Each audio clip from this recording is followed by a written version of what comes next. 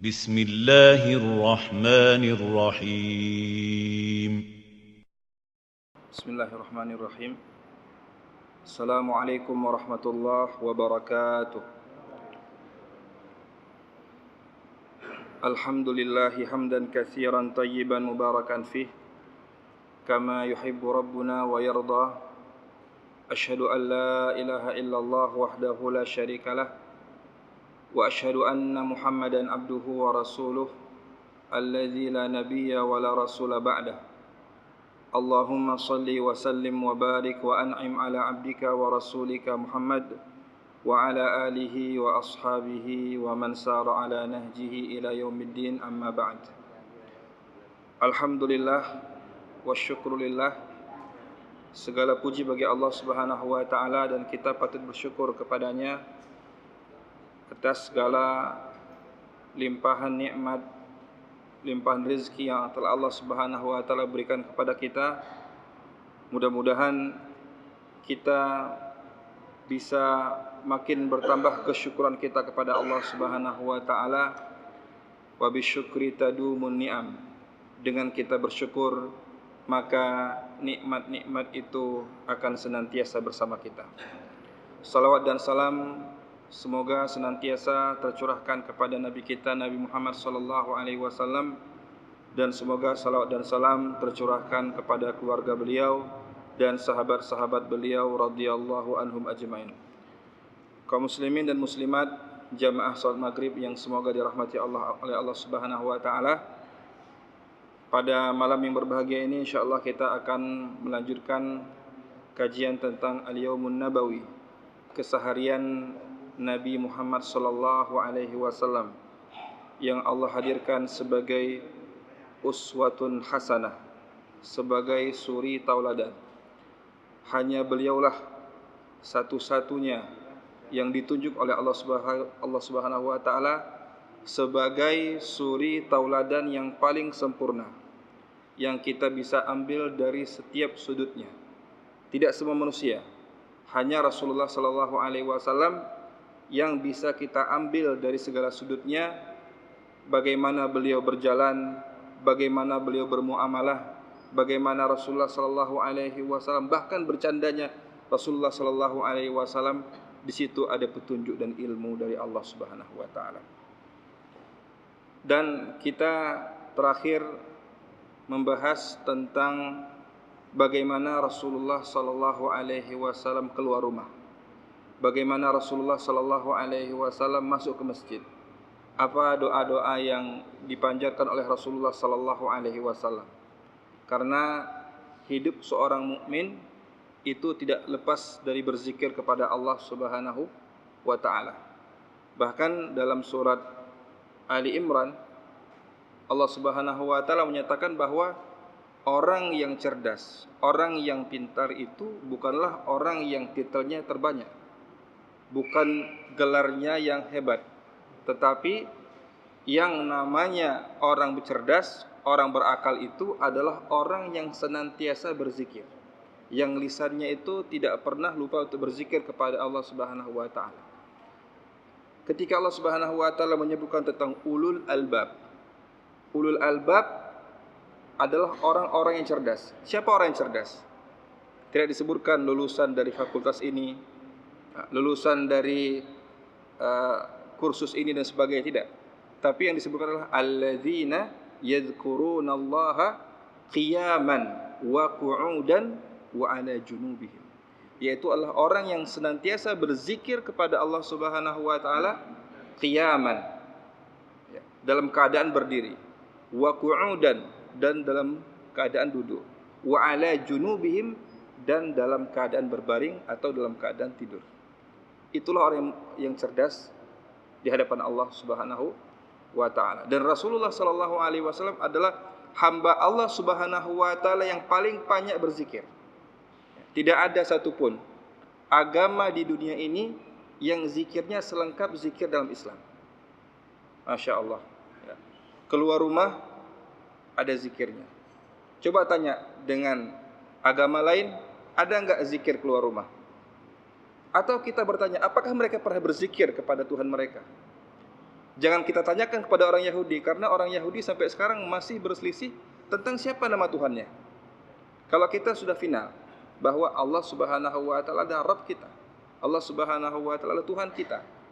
Tapi bagi orang Yahudi mereka masih bertengkar siapa nama Tuhan. Perbedaan pendapat mereka tentang siapa nama Tuhan mereka. Kita adalah umat yang paling banyak berzikir kepada Allah Subhanahu wa taala. Dan Rasulullah sallallahu alaihi wasallam adalah insan yang paling banyak berzikir kepada Allah Subhanahu wa taala, dan tentu saja Rasul adalah manusia yang tercerdas yang pernah Allah Subhanahu wa taala hadirkan di atas permukaan bumi ini.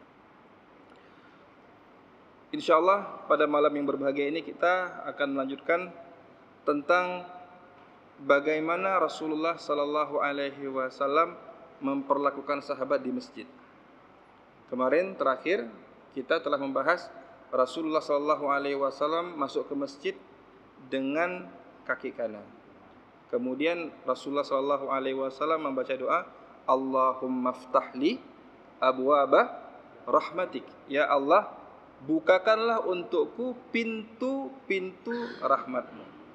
Bukan hanya satu pintu, tapi pintu-pintu rahmat yang kita minta kepada Allah Subhanahu wa taala. Setelah kita masuk masjid, ya, maka dianjurkan untuk melaksanakan salat tahiyatul masjid dalam rangka untuk menghormati masjid. Rasulullah sallallahu alaihi wasallam, ya, karena beliau seorang imam, ini konteks beliau sebagai seorang imam, beliau itu salat sunnah qabliyahnya itu di rumah. Bagi sahabat-sahabat, mereka itu ada yang di rumah, ada yang di masjid. Tapi Rasulullah sallallahu alaihi wasallam salat qabliyahnya di rumah. Kemudian Rasulullah sallallahu alaihi wasallam ketika sudah sampai ke masjid, maka Bilal mengumandangkan iqamah. Jadi ketika Rasul datang, Bilal mengumandangkan iqamah. Ketika sudah dikumandangkan iqamah, maka Rasulullah sallallahu alaihi wasallam berkata kepada sahabat-sahabatnya, "Sawwu sufufakum wa tarasu fa inna taswiyatas sufufi min tamamis shalah." Itu kata Rasulullah sallallahu alaihi wasallam. Sawwu, apa arti sawwu? Sawwu itu artinya luruskan. Sufufakum, luruskan saf-saf kalian. Wa tarasu, dan rapatkanlah. Fa inna taswiyatas sufuf, karena sesungguhnya meluruskan saf-saf kalian itu min tamamis shalah, di antara kesempurnaan salat. Di antara kesempurnaan salat berjamaah. Jadi Rasulullah sallallahu alaihi wasallam memberikan perintah. Tapi terkadang kita melihat di Indonesia ini para imam itu mau mencoba mengikuti imam-imam di Arab. Song sufufakum wa tarasu, kemudian tidak diterjemahkan. Ya, akhirnya para jamaah bertanya, apa yang dibilang dengan ustaz itu? Ya, sawu sufufakum wa tarasu, tidak diterjemahkan. Jadi kadang-kadang yang sudah tahu, yang sudah faham, yang sudah sering ke masjid sudah tahu, apalagi yang sudah pernah umrah sudah tahu. Tapi ini yang baru pertama kali ke masjid, atau seorang mu'allaf yang tidak tahu dia apa artinya sawu sufufakum, itu bahasa apa dan apa yang dikatakan oleh imam. Nah, seharusnya imam itu ketika mengatakan sawu sufufakum wa tarasu diterjemahkan, atau bisa langsung saja dengan berbahasa Indonesia. Karena apa? Atau bahasa daerah atau bahasa apa juga. Karena apa? Karena maksudnya di sini adalah untuk mengatakan kepada makmum bahwa marilah kita rapat dan luruskan shaf. Kadang-kadang kita gunakan instruksi pakai bahasa Arab tapi tidak diterjemahkan. Sama seperti ada beberapa daerah di Indonesia ini khutbah Jumat pakai bahasa Arab. Enggak ada bahasa Indonesianya atau enggak ada bahasa daerahnya, sehingga tidak sampai makna dari khutbah Jumat tersebut. Karena makna terbesar dari khutbah Jumat itu adalah untuk mengingatkan, untuk meningkatkan ketakwaan kepada Allah Subhanahu wa taala. Jadi Rasulullah sallallahu alaihi wasallam mengatakan sawu sufufakum wa tarasu, itu instruksi dari Rasulullah sallallahu alaihi wasallam untuk merapikan dan meluruskan saf-saf. Berarti Islam ini adalah agama yang disiplin. Ya. Kalau sekarang ini ada istilahnya PBB, peraturan baris berbaris. Ya. Jadi Rasulullah SAW sudah mengatur sahabatnya. Bahkan Rasulullah SAW tidak memulai sholat kalau belum rapi soft-softnya para sahabat. Jadi Rasulullah SAW sendiri yang mengecek, ya, ini sudah rapi atau tidak. Kaum muslimin dan muslimat yang semoga dirahmati oleh Allah Subhanahu wa taala, setelah Rasulullah SAW memberikan instruksi dan sudah melihat bahwa soft-softnya sudah rapi, maka Rasulullah SAW baru mulai takbir, Allahu Akbar. Ya. Ini satu hal yang unik. Rasulullah SAW diajarkan sholat oleh malaikat Jibril. Jadi malaikat Jibril mempraktekkan sholat itu di hadapan Rasulullah SAW. Kemudian Rasulullah SAW mempraktekkan sholat itu di hadapan para sahabat-sahabatnya. Jadi Rasulullah SAW dari mana belajar sholat? Dari malaikat Jibril. Karena gurunya Rasulullah SAW itu siapa? Malaikat Jibril. Malaikat Jibril yang mentalkinkan Al-Quran. Malaikat Jibril yang mengajarkan sholat. Malaikat Jibril yang memberitahukan waktu-waktu sholat. Diajarkan oleh malaikat Jibril. Kemudian Rasulullah SAW mengajarkan kepada sahabat-sahabatnya. Rasulullah SAW mulai dengan Allahu Akbar. Ya. Maka para sahabat juga mengikuti takbirnya Rasulullah SAW. Kemudian Rasulullah SAW setelah itu membaca doa istiftah. Istiftah. Istiftah itu artinya doa pembukaan. Kita ingin bermunajat dengan Allah Subhanahu wa taala. Kita ingin bermunajat kepada Malikul Muluk, raja di raja. Tentunya ada muqaddimah. Ya, tidak langsung kita membaca surat, tapi ada muqaddimah. Dan Rasulullah SAW mengajarkan beberapa lafaz-lafaz dari doa istiftah. Nah, jadi ketika kita membaca doa istiftah itu Rasulullah SAW mengajarkan banyak sekali doa istiftah yang bisa kita baca. Ada di antara doa istiftah itu adalah Allahu Akbar kabira walhamdulillahi katsira wa subhanallahi bukrata wa asila. Itu lafaz dari Abdullah bin Umar. Dan inilah lafaz yang paling sering digunakan oleh Abdullah bin Umar. Kenapa? Karena ketika Rasulullah SAW mendengar ada salah seorang pemuda yang mengucapkan Allahu Akbar kabira walhamdulillahi katsira wa subhanallahi bukrata wa asila, maka Rasulullah melihat pintu-pintu langit terbuka. Bukan satu pintu, pintu-pintu langit terbuka. Artinya apa? Kalau kita berdoa, mustajab. Kemudian ada di antara doa istiftah, subhanakallahumma wa bihamdik wa tabarakasmuk wa ta'ala jadduk wa la ilaha ghairuk.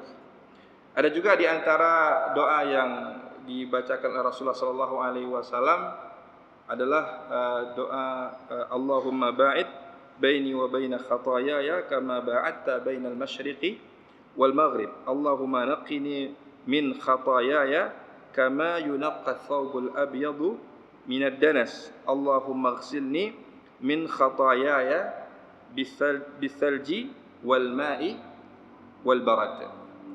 Jadi Rasulullah SAW berdoa dengan berbagai macam doa istiftah. Mari kita kaji, ini salah satu dari doa istiftah yang diajarkan oleh Rasulullah SAW, yaitu Allahumma ba'id baini wa baina khataayaya. Kenapa kita pelajari ini? Karena doa istiftah itu kan doa pembukaan. Dan kita harus tahu apa makna dari sholat kita. Kadang-kadang ada orang yang sholat nggak tahu makna. Nah, ketika sholat Allahu Akbar, entah apa saya sholat, nggak tahu. Ada yang dia sholat hanya sekedar rutinitas, ada yang sholat karena dipaksa oleh orang tua atau mertua, ada ada sholat yang dilaksanakan karena nggak enak dengan masyarakat dan sebagainya. Tapi ketika kita membaca doa istiftah, kita mengetahui apa tujuan dari sholat kita. Apa kira-kira tujuannya? Di antara tujuannya adalah kita meminta keampunan dari Allah Subhanahu wa taala. Karena apa? Karena kullu bani Adam khata'. Setiap anak cucu Adam bersalah. Wa khairul khatta'ina at-tawwabun. Dan sebaik-baiknya orang yang berbuat salah itu adalah orang-orang yang bertaubat kepada Allah Subhanahu wa taala. Di antaranya adalah doa ini.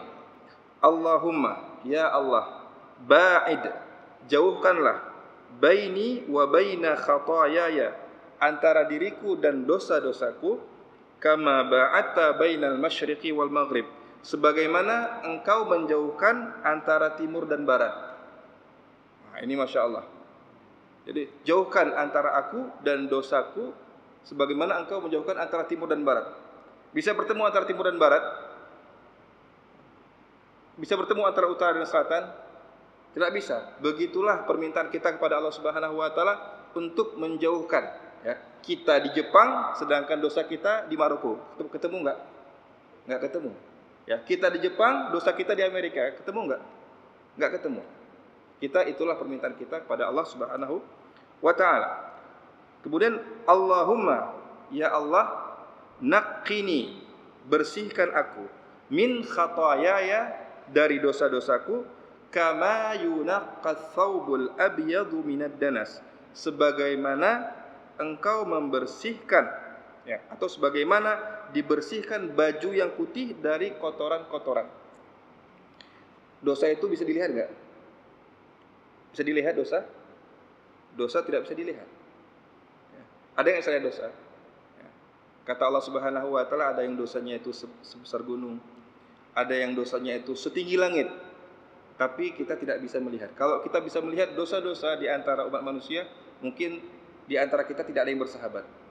Oh, bapak ini dosanya setinggi gunung. Oh, bapak ini dosanya setinggi langit. Oh, bapak ini dosanya sebesar masjid. Nah, takut kita. Tapi karena memang dosa itu tidak kelihatan, maka Rasulullah sallallahu alaihi wasallam membuat sesuatu yang abstrak menjadi sesuatu yang nyata. Bersihkanlah dosa-dosaku sebagaimana baju yang putih dibersihkan dari kotoran-kotoran. Jadi baju yang putih itu adalah sesuatu yang nyata, bagaimana dibersihkan dosa-dosa kita, sebagaimana baju yang putih yang kotor kemudian dibersihkan sehingga menjadi bersih kembali. Allahumma ighsilni, ya Allah, cucilah atau basuhlah, min khataayaya, dosa-dosaku, bithalji, dengan air yang sejuk, wal ma'i, dan air, wal barat, dan embun. Jadi kita meminta kepada Allah Subhanahu wa taala 3 hal. Yang pertama adalah al-muba'adah. Al-muba'adah artinya menjauhkan antara dosa kita dengan diri kita dan dosa kita. Yang kedua at-tanqiyah. At-tanqiyah, Allah Subhanahu wa taala membersihkan dosa-dosa kita. Ya, sudah dijauhkan, kemudian dibersihkan, kemudian dibasuh lagi dengan air yang suci, air yang dingin, dan air embun. Jadi di sini kita meminta kepada Allah Subhanahu wa taala penghapusan dosa yang sempurna. Bukan hanya dijauhkan, tetapi dibersihkan, kemudian dibasuh dengan air yang baik. Ya. Istilahnya gini, ini ada kotoran, ya, ada kotoran, kemudian airnya dibuang, ya, kemudian dicuci dengan sabun, sudah cuci, diganti dengan air yang bersih. Itulah permintaan kita kepada Allah Subhanahu wa taala. Di antara para ulama ada yang mengatakan bahwa ini ada 3 hal. Yang pertama, al-muba'adah, artinya kita meminta kepada Allah Subhanahu wa taala supaya di masa yang akan datang kita terjauh dari dosa-dosa. Di masa yang akan datang kita terjauh dari dosa-dosa. Ada yang mengatakan bahwa tanqiyah, pembersihan, artinya membersihkan dosa-dosa kita yang sekarang. Sedangkan Allahumma ighsilni, dan basuhlah, artinya ya Allah, basuhlah dosa-dosaku yang telah lalu. Artinya kita meminta supaya Allah jaga supaya tidak berbuat dosa di masa yang akan datang. Allah bersihkan dosa-dosa yang sekarang, dan Allah Subhanahu wa taala basuh dosa-dosa kita yang lalu dengan air sejuk dan air embun dan sebagainya. Ini adalah permintaan kita. Jadi kita mengetahui bahwa maksud dari kita melaksanakan sholat itu adalah kita ingin meminta ampun kepada Allah Subhanahu wa taala. Ya. Sebagaimana kata Rasulullah sallallahu alaihi wasallam, orang yang sholat 5 waktu, ya, dalam sehari 5 waktu itu seperti orang yang mandi 5 kali, ya, di sungai yang jernih, di sungai yang mengalir. Maka Rasul mengatakan, kira-kira ada kotoran yang menempel enggak? Tidak ada. Masya Allah, kita yang mandi dalam sehari itu 2 kali, 3 kali misalnya, badan kita bersih. Bagaimana kalau kita itu mandi 5 kali? Pasti badan kita lebih bersih lagi. Kemudian setelah Rasulullah SAW membaca doa istiftah, beliau memulai dengan membaca suratul Fatihah. Membaca suratul Fatihah.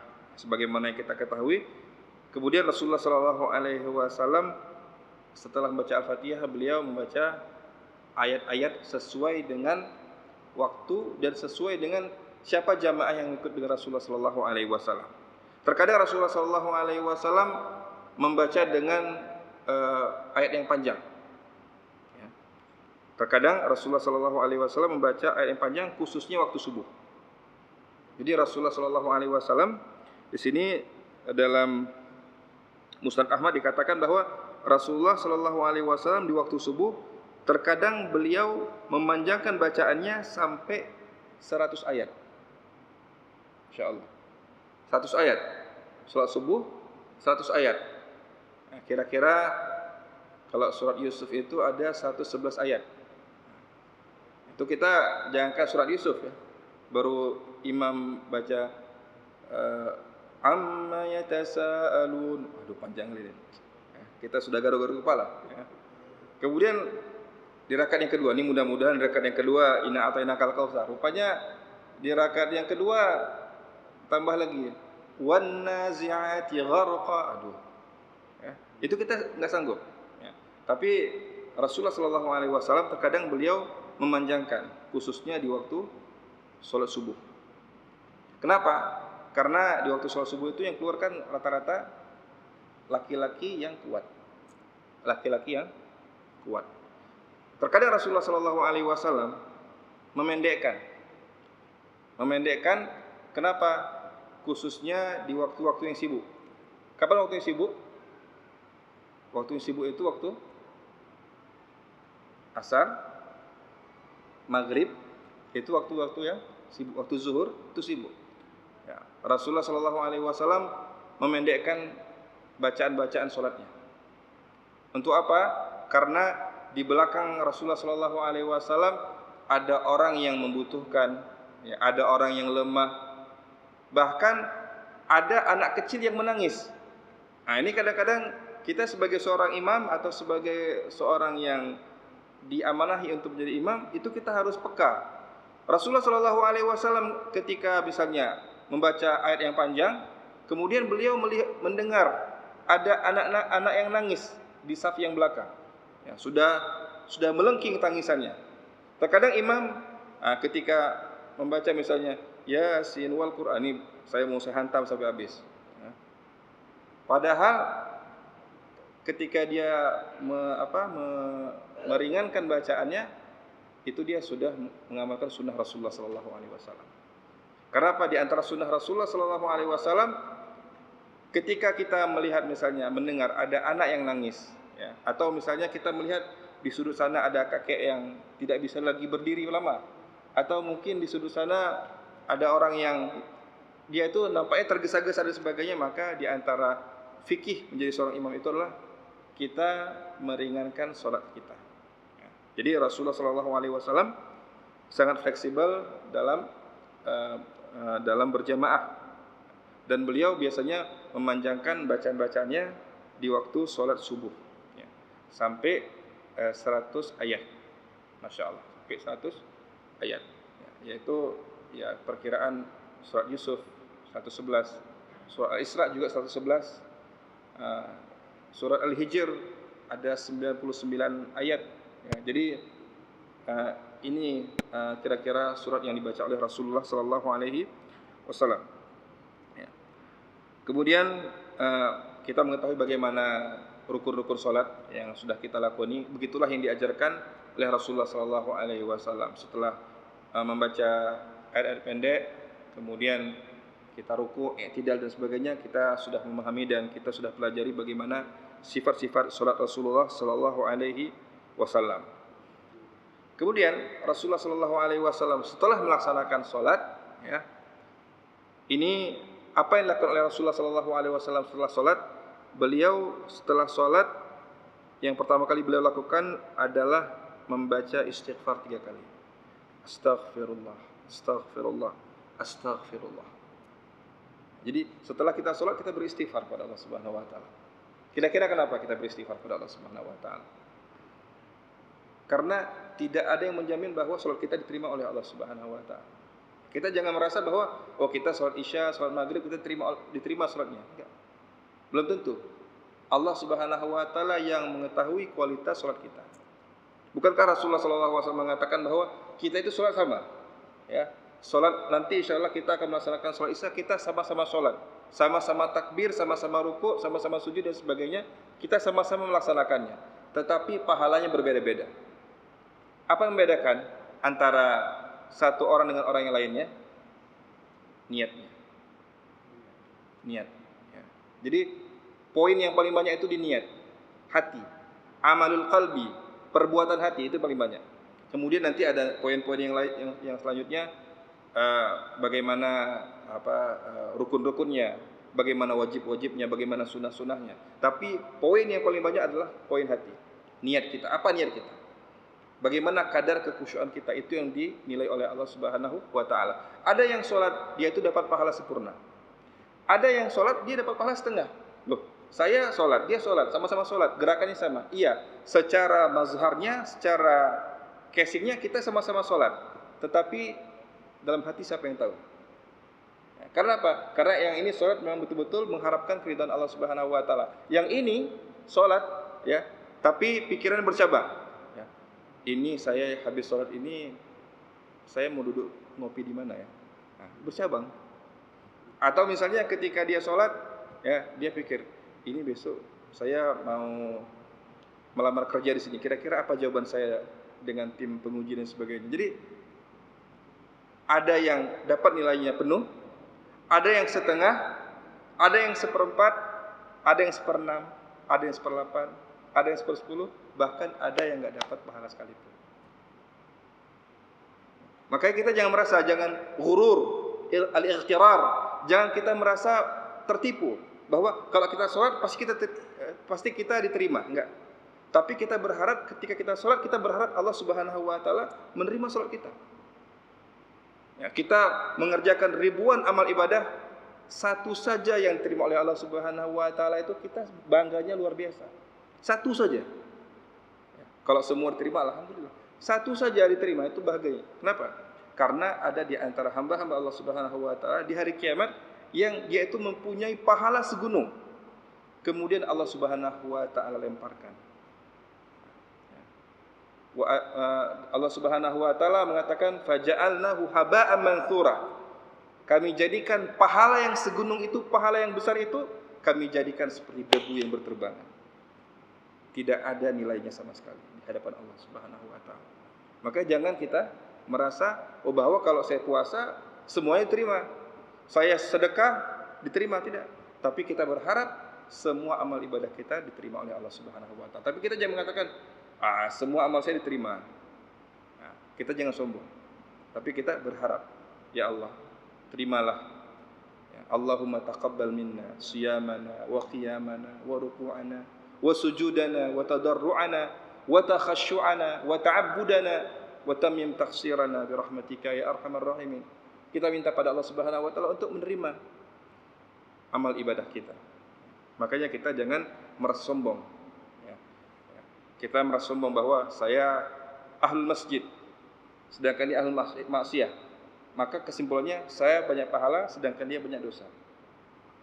Kita jangan merasa seperti itu, tapi kita berharap semua amal ibadah kita diterima oleh Allah Subhanahu wa taala.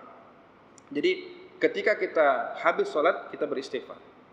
Sebagaimana yang dipraktikkan oleh Rasulullah sallallahu alaihi wasallam. Astaghfirullah, astaghfirullah, astaghfirullah 3 kali. Kemudian Rasulullah sallallahu alaihi wasallam mengucapkan Allahumma antas salam.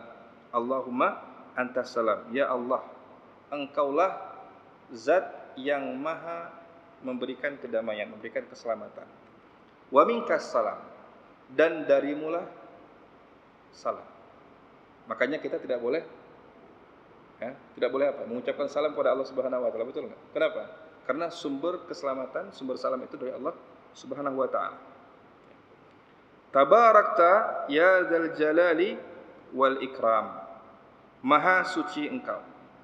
Maha suci engkau, wahai zat yang memiliki keagungan dan kemuliaan.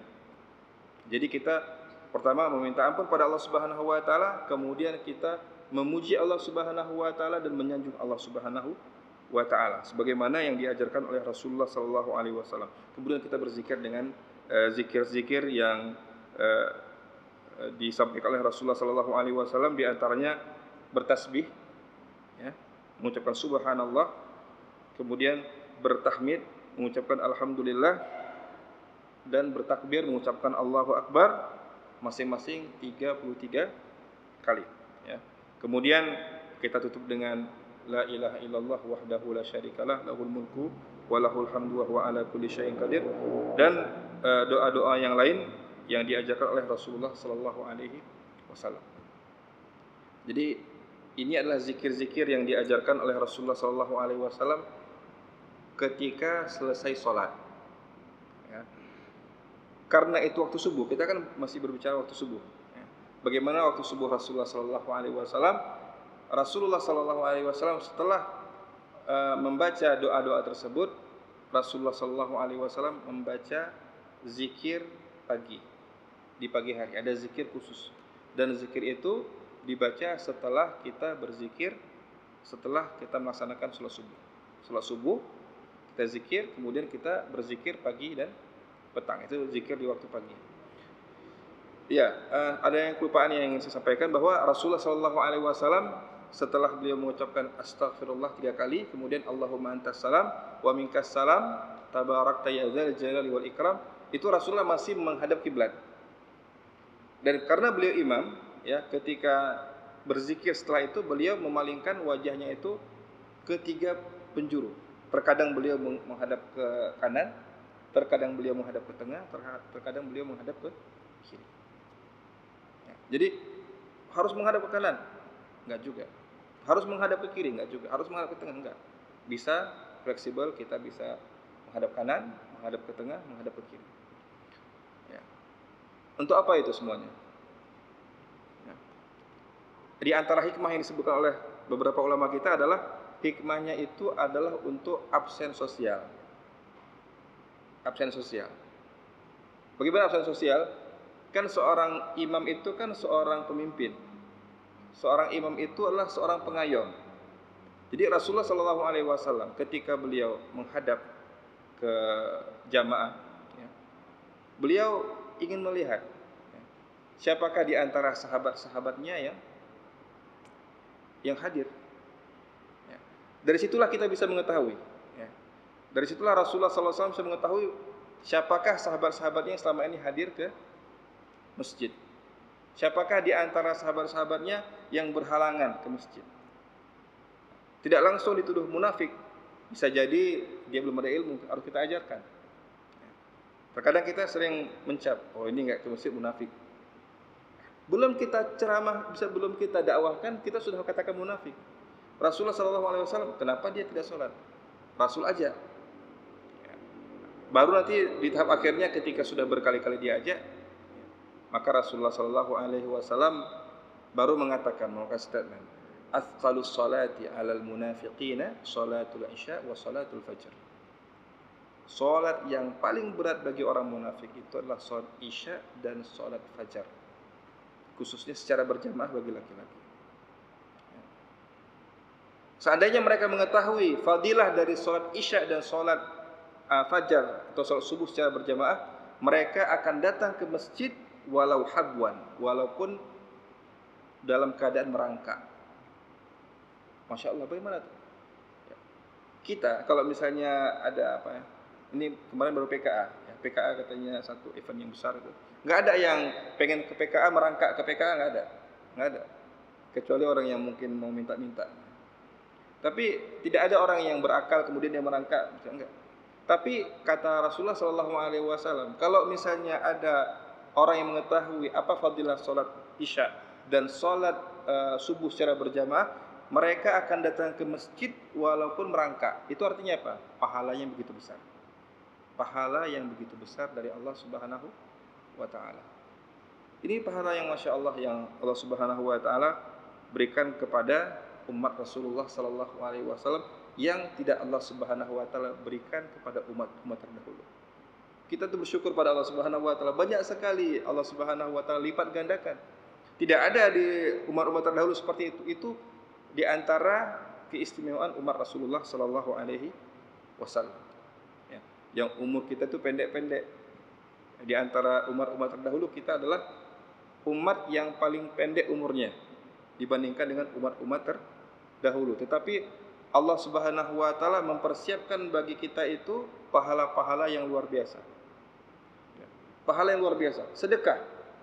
Sedekah. Sekali kita berinfak jalan Allah Subhanahu wa Ta'ala, Allah lipat gandakan sampai 700 kali, bahkan sampai tidak terhingga. Ada enggak di umat terdahulu ketika ada orang yang bersedekah, ya, kata Rasulullah sallallahu alaihi wasallam, orang yang bersedekah dengan sebutir kurma dari rezeki yang halal, itu di sisi Allah Subhanahu wa Ta'ala sebiji kurma itu bisa bertumbuh, kata Rasulullah sallallahu alaihi wasallam, bahkan nanti bisa sebesar gunung Uhud di hadapan Allah Subhanahu wa Ta'ala. Yang kita sedekahkan berapa? Yang kita sedekahkan itu sebiji kurma. Sebutir kurma dari rezeki yang halal kita sedekahkan di sisi Allah Subhanahu wa Ta'ala, bahkan nanti bisa sebesar gunung Uhud. Kenapa? Karena Allah Subhanahu wa Ta'ala menjaga sedekah itu sebagaimana salah seorang di antara kalian menjaga anak kuda yang kecil, kemudian dijaga dan dirawat sampai besar. Itulah yang dilakukan oleh Allah Subhanahu wa Ta'ala. Sedekahnya sedikit, sebutir kurma, tetapi di sisi Allah Subhanahu wa Ta'ala bisa sebesar gunung Uhud, ya. Itu adalah keistimewaan dari umat Rasulullah sallallahu alaihi wasallam yang harus kita syukuri. Kaum muslimin yang dirahmati oleh Allah Subhanahu wa Ta'ala, insyaallah di pertemuan yang akan datang kita akan membahas bagaimana zikir-zikir Rasulullah sallallahu alaihi wasallam di waktu pagi. Ini penting. Ya, karena bisa kita katakan bahwa berzikir di waktu pagi ini merupakan salah satu asuransi terbaik yang Allah Subhanahu wa Ta'ala siapkan bagi kita. Ya. Orang kan sekarang ini kan takut dengan masa yang akan datang. Betul enggak? Jadi kita sebagai manusia itu sudah lazim bahwa kita itu takut, ya, dengan apa yang terjadi di masa yang akan datang. Kita membaca berita, ya. Kita membaca berita di Zimbabwe mata uang turun, tergerus. Baru-baru ini di Venezuela, ya, mata uang Bolivar turun drastis. Kita takut nanti di Indonesia gimana?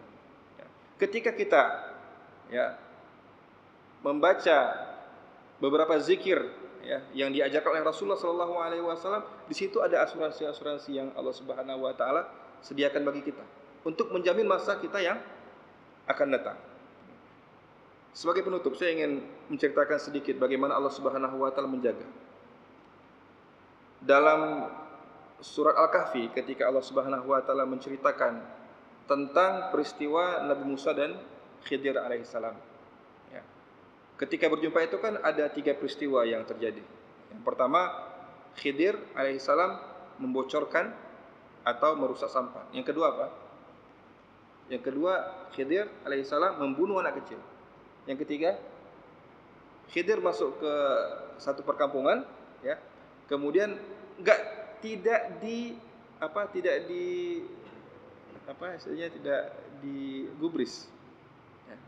Kalau kita kan di Aceh ini kan ada pemulia Jami, ada Kitanyo.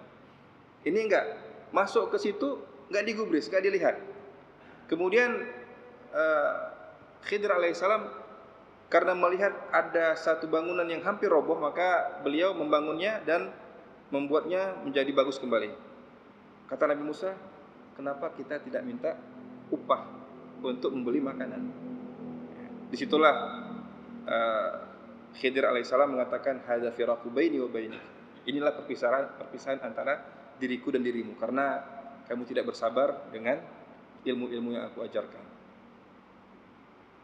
Khidir menjelaskan apa hikmah dari beliau mendirikan rumah tersebut. Apa beliau katakan? Wa ammal jidar. Sebagaimana firman Allah Subhanahu wa taala surah Al-Kahfi, wa ammal jidar. Dan adapun dinding tersebut, fakana li ghulamaini yatimain. Dinding ini, rumah ini itu milik dua anak kecil yang yatim. Fakana abuhuma salihah. Dan anak dan ayah mereka berdua adalah orang yang soleh. Ayah mereka berdua adalah orang yang soleh. Allah Subhanahu wa taala tidak menjelaskan bahwa anak itu soleh. Tapi Allah Subhanahu wa taala menjelaskan fakana abuhuma salihah. Dan ayah dari kedua anak ini adalah ayah yang soleh. Fa arada rabbuka ay yablugha ashuddahuma wa yastakhrija kanzahuma rahmatan min rabbik. Maka Allah Subhanahu wa taala ingin memuliakan dua anak yatim ini dan Allah Subhanahu wa taala mengeluarkan perbendaharaan dari bumi. Ya, di situ ada berbagai macam perhiasan yang Allah Subhanahu wa taala hadirkan. Kenapa? Ini anak yatim. Secara matematika, secara duniawi ini anak ini tidak terurus, tapi Allah Subhanahu wa taala yang memberikan harta kepada anak yatim ini. Karena apa? Fakana abuhuma salihah. Karena ayahnya seorang yang soleh. Jadi kalau misalnya ada yang mengatakan kalau kita sudah soleh, kita itu nggak takut kalau kita itu mati. Kalau kita itu meninggal, kita dipanggil oleh Allah, kita nggak takut. Kenapa? Karena Allah Subhanahu wa taala sudah berjanji, inna waliyallahu alladzi nazzalal kitab wa huwa yatawallas salihin. Sesungguhnya waliku. Waliku itu bukan artinya orang yang bisa berjalan di atas air atau orang yang bisa terbang ke udara, enggak. Waliku itu artinya orang yang dekat dengan Allah Subhanahu wa taala, orang yang menunaikan kewajiban dan orang yang menunaikan sunnah-sunnah yang diajarkan oleh Allah Subhanahu wa taala dan Rasulullah sallallahu alaihi wasallam. Inna waliyallah, sungguhnya waliku adalah Allah Subhanahu wa taala, wa huwa yatawallas salihin, dan Allah lah yang mengurus rezeki atau urusan orang-orang yang soleh. Mudah-mudahan Allah Subhanahu wa taala menjadikan kita pribadi-pribadi yang soleh sehingga Allah Subhanahu wa taala menjaga diri kita, keluarga kita dan harta kita. Aqulu qauli hadza, dan kita tutup dengan doa kafaratul majlis. Subhanakallahumma wa bihamdika asyhadu an la ilaha illa anta astaghfiruka wa atubu ilaik. Assalamualaikum warahmatullahi wabarakatuh.